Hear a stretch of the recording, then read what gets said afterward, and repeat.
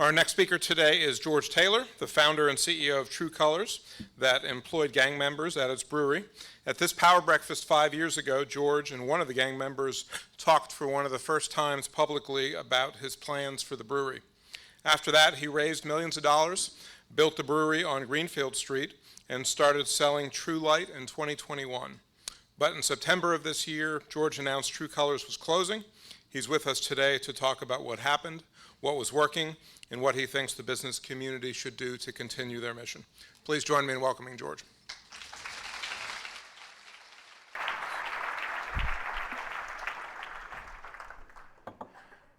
As Rob said, he asked me to come today and talk about TRU Colors, what caused it to fail, and what the lessons were going forward. So I'm going to try to do it in a really short period of time. So I'm probably going to leave you guys with a handful of questions too, just because I don't have time to get into the details. So if anyone's interested, please feel free to come out feel free to reach out to me, and happy to talk about it. What if there was a way to reduce street violence in our city by 43%? Would you guys be interested? And what if there was a way to provide training and livable wage careers to people that most thought were unemployable? Would you support that? And if all of this provided understanding and united and lifted our communities, that'd be pretty cool, right? Well, that's what TRU Colors did, and more, but unfortunately it failed. And people are still coming up to me and asking, how you doing? And like all of us, that's such a crazy question because everyone says, fine, right? The truth is I'm not fine. I will be, but I'm not right now. And it's not because we closed the business or because we lost investment. I mean, don't get me wrong, that hurt and it hurt bad. My family, myself, lost a tremendous amount of money. We dodged bullets, and I mean literally. I'll never forget the day that my wife jumped on top of a bunch of kids as bullets flew over her head, which gives you an idea of the type of person she is. And then we dealt with all kinds of internet attacks and media attacks that really just made life challenging. It was difficult. Add to that, we let investors down, or I did, and lost their money, and it was a shitty period of time, right? But probably the worst part, of the part where I have a hard time getting over it, is that so many people at TRU Colors lost the opportunity, their livelihood, and their future when TRU Colors shut down. And it didn't appear that very many people wanted to do something about that. And so that's bothered me significantly, especially when you consider that TRU Colors was working. That 43% number is real. That came from the police department in 2021. It was working. I just was unable to get the support and extend the runway long enough to make it sustainable. And so for that reason, no, I'm not really perfectly fine yet. I will be. But we were set up for success. I mean, we had everything set up. So what went wrong? In 2019, the end of 2019, we bought this building. It was over on Greenfield Street. It's the old Century Mills building. It was trashed. It had been abandoned for 30 years. We invested a tremendous amount of time and effort and money into it and made it exactly what we needed. It was a big brewery with all sorts of things that were important to TRU Colors. We spent time with our partners and working on a recipe for beer that we liked, that had tested really well, that wholesalers and retailers were both really excited about launching. It looked like it was perfect. And we had great partners and investors. These are just a few, but really set up perfectly. So what went wrong? How did that not work? Well, there are a number of factors. We had originally planned to launch beer in March of 2021, and that date, March, is really important. In the retail business, if you're going to sell through chain stores, you need to be aware that that's when they do their shelf reset. Either you get in there in March, or you're going to wait until best case October, worst case March of next year. But we had construction was supposed to be finished in time to do that. Our equipment was supposed to arrive in time to do that. And then all of a sudden, in April of 2020, COVID hit. And supply chains tightened up, and equipment that we expected to arrive in July of 2020 arrived in basically June of 21. So obviously we missed that March date. That created the first problem. But we dealt with it. We moved on, and we reset for October, which was the next chain reset, shelf reset dates. Then on July 24th, something tragic happened. There was a home invasion at my son's house, and 2 people were killed. One was a good friend of mine, Corey, who was also an employee of TRU Colors.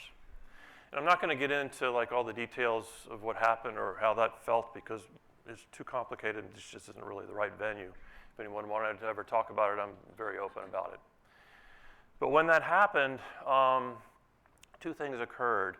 We lost a couple of key employees in July, and then consultants who were responsible for completing the installation of the equipment, which had just arrived in the prior month or 2, and commissioning it and working with us on that first brew.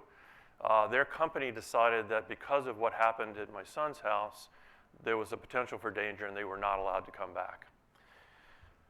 So now our October date's at risk, right? And so we quickly pivoted again. I think we're on plan B or C at this point.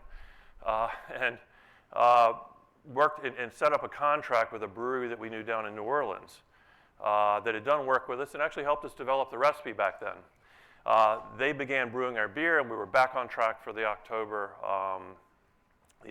release or launch. Then on, I believe it was August 29th, this thing called Ida occurred. And a hurricane knocked out New Orleans and destroyed all of our beer. At this point, I'm waiting for the locust to attack, right? It's insane. But fortunately, TRU Colors is a resilient bunch.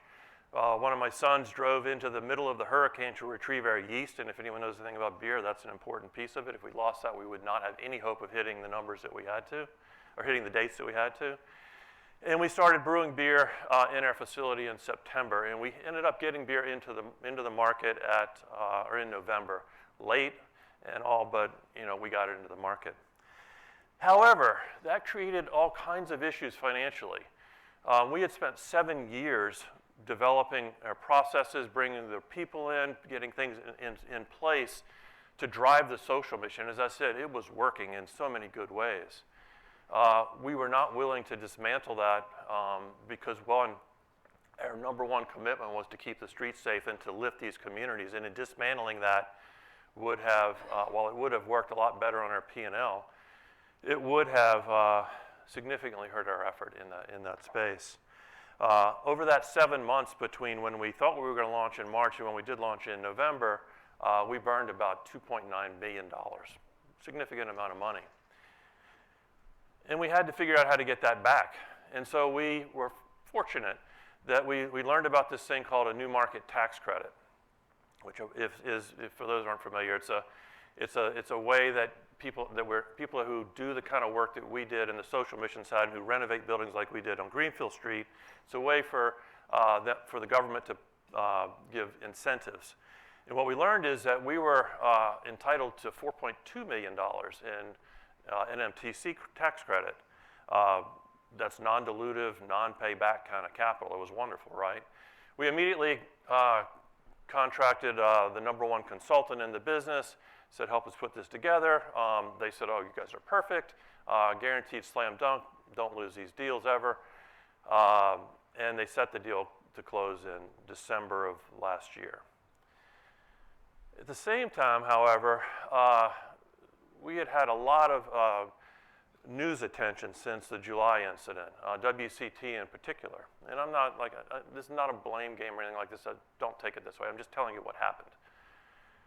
And WCT put out a lot of articles and headlines that were very aggressive and, in my opinion, very negatively biased and, frankly, at times border on slander. I had called the WCT GM one time and said, hey, man, you got this article on here. This is clearly not true. It's indicating a number of things that are really not helping our cause. It's not true. Would you take it down? And his response was, everyone's entitled to an opinion, and he wouldn't take it down. And I agree, everyone's entitled to an opinion. I don't agree that opinions that are known to be false should be amplified by the media. And in addition, I think as community leaders and business leaders here, we need to be skeptical of the media, and we need to not support those who want to trade journalistic integrity and our community's well-being for clicks and dollars.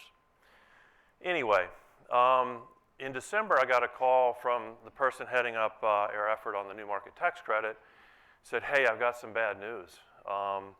One of the board members who was part of, like these NMTCs are complicated, and there's there are other entities. Anyway, one of the board members of the other entities had read articles on WTCT's site that insinuated that I was responsible for the death of certain people, and that my son's cell phone had been seized a month after that incident by the authorities, and a bunch of other things, none of which is true, by the way, none of which is true, and they know it. But nevertheless, that board member believed that this was too risky to get involved in, that they weren't going to go up against the big media, and they bailed. So now we're going into January in a difficult spot financially. And so we quickly, again, I think we're on plan E maybe now. We put together actually a pretty amazing opportunity to increase volume and bring volume into the brewery here, support the jobs that we had in place, and grow. There's a brewery in California called Modern Times, which we had an opportunity to buy. Brewery is worth about $15 to $20 million, and that's based upon what people had offered to pay. We had put together a deal that allowed us to get that brewery for $2 million. And again, anybody wants to talk about it later, I can't, it's too complicated here. But anyway, it required a $10 million upfront number or a 90-day loan. So we had gotten an investor, a family office, who was willing to put up the $10 million. About 3 weeks later, though, I got a call and they said, hey man, I'm sorry, but my wife read all the stories on WCT and she's just not gonna be able to get involved in that. So we lost that deal. And then finally, this was, I don't know, the earlier part of this year. Finally, we put together, which was kind of a Hail Mary, to be quite honest. We were able to raise some money that we thought would get us into next year while we kind of figured it out, because we were in a difficult spot at this time. And we got commitments from investors, and then I learned that New Yorker magazine was writing an article about TRU Colors, and it was negative, and that they were painting me as sort of a modern-day slave owner. Insane, but whatever. We, of course, had to disclose that to our investors. I would never have taken their money without disclosing this potential, real issue. And first one dropped out, then another, and then they all did. And that's, in the end, what caused us to close. We ran out of money, and we ran out of runway, and I couldn't get the support to do anything about it. But we learned a lot, and there's a lot of reasons to be optimistic. There really are. What we learned is that violence is caused by lack of economic opportunity and exclusion. If you take a group of people and you tell them they can't be part of this community, our community, you're going to sit over on the sidelines, and they don't have economic opportunity, whether you think they do or they not, they don't. It's what they believe in, or what they believe they have, that matters. They're going to respond badly. I spent 7 years working in this space, and not reading books, not sitting at a desk, but I mean in the hood, working in this space. Some of my very best friends are not hanging out at the country club, they're hanging out in the hood. I know how this works. I know that education and real jobs stops violence and lifts communities. There is no question. The flip side is, you take it away, very quickly it degrades. TRU Colors closed 3 months ago, something like that. Since then, and there may be more numbers than this, but I'm aware of 7 shootings, 2 people died. I'm aware of really good people who have been arrested because they didn't have another opportunity. Just last week, a good friend of mine, high status guy on the street, and had been calling me saying, man, I don't know what to tell my guys because what do I tell them? Anyway, he got arrested last year. He's going to do 10 years because he had a gun in his car. He wasn't using it. He had a gun in his car because he's scared to go outside because the streets are so hot right now. Like, that's the reality in our city. And so, I look at what we've learned and what's important, And I listen to like what Cape Fear Collective is doing, which is amazing and so important. Like things like affordable housing and early childhood development, trying to tear down food deserts. All of this stuff is incredibly important. But in my opinion, in my experience, and I've been in so many cities around the country looking into this and talking to people trying to fix these problems, those things really don't work unless safety and jobs are at the foundation. Affordable housing for someone who doesn't have a job is never going to be affordable. You know, you can have a grocery store built 6 blocks down the street that I can walk to, but if I'm scared to walk out my door because there's bullets flying, it ain't going to work. You know, early childhood development, you send them to this wonderful academy, and then they come home to all the problems that we face, that folks face in these situations. It doesn't work. So the first thing is, like, we've got to deal with this jobs issue and training, and we've got to deal with safety. I saw the chart that Megan put up, and she's exactly right. But the truth is, if you're buying houses in the South Side, and bullets are flying, there's no teacher moving into that neighborhood, no firefighter. Why would they? It's crazy. You've got to deal with the safety issues, and you've got to deal with the jobs if you're going to do that. And so we have a choice to make, I think, and it's the people in this room that can have the biggest impact. We are what built this city. Now think about who here is staying in Wilmington or moved here because we have the most amazing city council or the most amazing police force or any of this stuff. Like Wilmington is what it is because of the people in this room. We built it, and we made it what it is. Why do we think government is going to be able to deal with these difficult problems? They can't. It's outside of their risk tolerance, frankly. They can't risk failure, as Megan also said. With these sorts of challenging roles, there is the potential for failure. So my ask is that everybody in this room makes a choice today on what they want to see happen, which doesn't mean you've got to jump in like I did. That's not the point, and it's not for most people. But you guys can support, you guys can push, you guys can promote. So our choices are we can ignore all the problems that we're talking about. We did it for decades. Could continue doing it again. We could focus exclusively on what I would consider secondary solutions, which are affordable housing, food deserts, early childhood development, all that stuff. Very important we do that. I am not minimizing that whatsoever. Very important. I hear people talking about relocating the problem elsewhere. Maybe. I don't know who's going to be able to figure that one out, but maybe. I guess if you could ship everything out to the country and we don't deal with it. Or we could do what I think is the right thing to do. It's the right thing to do for business. It's the right thing to do for our city. Frankly, it's the right thing to do as a human being, is we can work with these folks and train and provide jobs and make our city safe everywhere, not just in Landfall or Riceville Beach or wherever, but everywhere, and include them. And that's what I want to do. And I think, like I said, the answer is in this room. It's not with our government. It's not with our police force. You can't arrest yourself out of this problem. If you could, it would have been done long ago. And so as we think about this going forward, this is one of my favorite quotes from Albert Einstein. It says, we can't solve our problems today with the same thinking that we used to create them. It's so true. Like, we have to be willing to do something different. We have to be willing to take the risk to try and solve it, knowing that we might fail. And no one in this city is better equipped to do it than the people in this room. Thank you.